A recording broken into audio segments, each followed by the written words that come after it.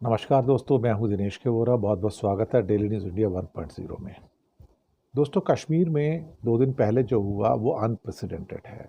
एक चुने हुए मुख्यमंत्री को दिल्ली की बिना चुनी हुई प्रतिनिधि ने घर में नज़रबंद कर दिया साहब। वो दरअसल वहाँ पर एक क्या कहते हैं कि एक तारीख होती है 13 जुलाई। तो 13 जुलाई को 1931 का एक इंसिडेंट है, वो उसको मनाना चाहते थे। वहाँ पर एक विरोध प्रदर्शन था जेल के बाहर और वहाँ पर भीड़ हिंसक हो गई, गोलीबारी हुई। महाराजा हरि सिंह थे उस टाइम और उन्होंने लोगों पर गोलीबारी की और 22 लोग मारे गए। तो कश्मीर में 13 जुलाई को हर साल शहीद दिवस के रूप में मनाया जाता है कि ये जो है एक किस्म से वहाँ पे 22 मासूम लोगों को हरि सिंह के जो सो कॉल्ड राजा थे उन्होंने मरवा दिया था। अब मुसीबत ये है कि जब ये वहाँ से उनको श्रद्धांजलि पेश करने के लिए उनकी कब्र पे जाना चाहते थे, तो वहाँ पर उन्हें जाने से मनोज सिन्हा जो गवर्नर हैं वहाँ के, लेफ्टिनेंट गवर्नर, उन्होंने मना कर दिया और अपनी सिक्योरिटी फोर्सेस से कहा कि इनको घर से ना निकलने दिया जाए। उमर अब्दुल्ला कई ट्वीट भी आए। 13 जुलाई massacre is like Jallianwala Bagh. The people who laid down their lives did so against the British. Kashmir was being ruled under the British paramountcy.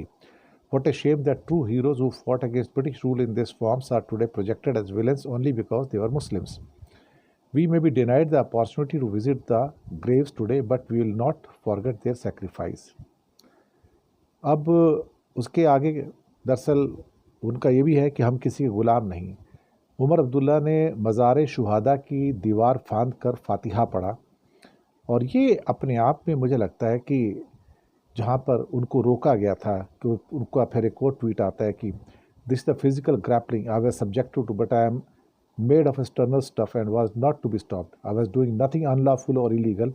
In fact, these protectors of the law need to be explained under what law they are trying to stop us from offering Fatiha. जो लोग 13 जुलाई 1931 को जिनको शहीद कहा जाता है, शहीद दिवस मनाया जाता है, उनकी कब्र पे जाके फातिहा पढ़ने की भी मनाही कर दी गई मोदी सरकार के द्वारा।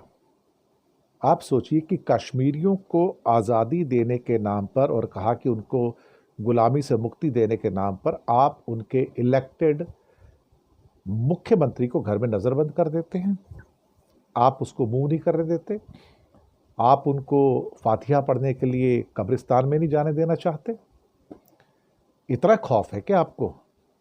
दरअसल डरी हुई मोदी सरकार और कर भी क्या सकती है। लेकिन इन चीज़ों से दरअसल कश्मीर के लोगों में मोदी सरकार के प्रति और उसके रिप्रेजेंटेटिव के प्रति और ज़्यादा नफरत ही पैदा होगी। वो प्यार मोहब्बत नहीं पैदा होगा और ये नफरत पैदा करना चाहते हैं। लेकिन अगर नफरत के बीज बोओगे भारत के अंदर तो उसका आउटकम भी तो नफरत होगा। उसका आउटकम कोई ब्लेसिंग तो हो नहीं सकता। और मुझे लगता है कि शायद मोदी सरकार और अमित शाह मिलकर ये सोचते हैं कि वो जो चाहे इस देश में कर सकते हैं और कोई उनका मुकाबला नहीं कर सकता। वक्त की बात है साहब, ना जाने कितने सिकंदर आए और कितने चले गए। लोगों को बड़ा घमंड होता है। ब्रिटिश राज का भी सूरज एक दिन डूब गया था, इनका भी सूरज डूब जाएगा, ऐसी बात नहीं है। अब तो लोकतंत्र है ना, सूरज से डूबेगा।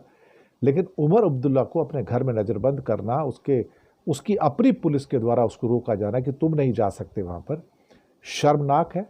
भारत की लोकतंत्र के लिए काला दिन है एक्चुअली, देखा जाए तो। शुक्रिया आपका।